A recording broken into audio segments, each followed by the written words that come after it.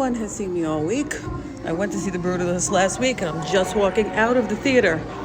The most brutal thing about The Brutalist is the runtime. 3 hours and 35 minutes. There's a intermission cooked into it. It's so long. Because award season is upon us, and today they officially announced the nominations for the Oscars, which got pushed back a couple of days because of all the fires in California.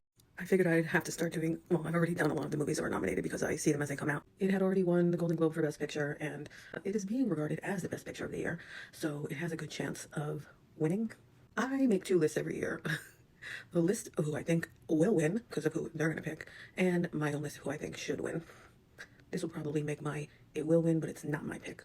Starting, I guess, with the good stuff. It was shot on 35mm, and this was done so intentionally because it was constructed in the 50s, and that's when the movie takes place. It does take place in the late 40s, early 50s, but the director was saying, you know, why not use a camera that was constructed in the 50s to give it like that same feel? And I have to say, it was very well shot. It was very well done. He really accomplished in the filmmaking aspect of it what he wanted to do in creating that look of the time. Like, you really do feel like you're in that time. Admittedly, when I first started studying film, it was mostly about the production, the cinematography. All of that stuff was so important to me, and for the first few years, I didn't pay too much attention to the talent or anything like that.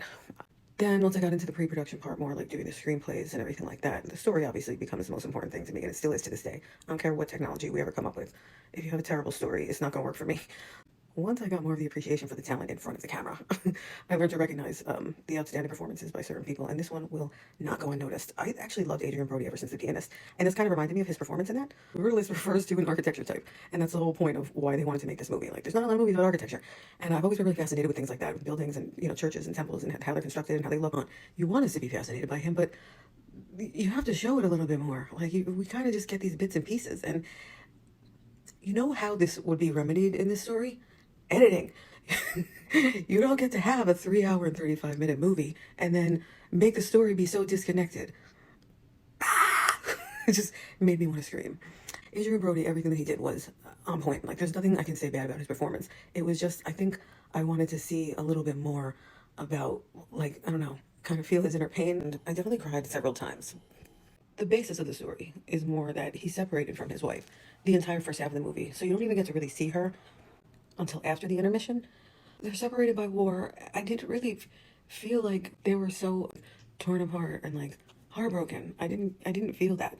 Their relationship is all over the place, but not in the like, oh, here's them when they're 16 and this is when they met, and then here they are when they're 30 and here when they're 4. It's all the same time period. You know, when we see them together, it's in the present right now. And so it's not like a character arc or seeing their characters grow. It will probably still win Best Picture.